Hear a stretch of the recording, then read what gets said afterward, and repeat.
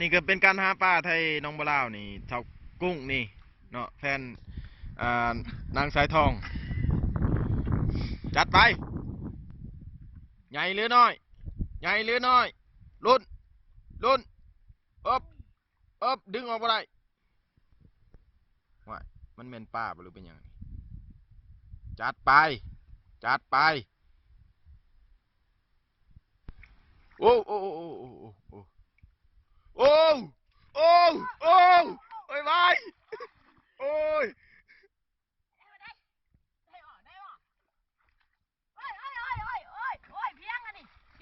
จับดีๆโอ้ยโอ้ยเป็นยังไงเฮ้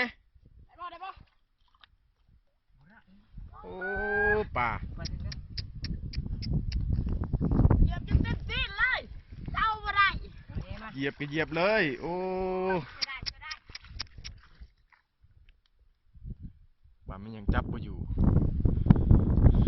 กำลังว่าสิโซ่กล่องว้า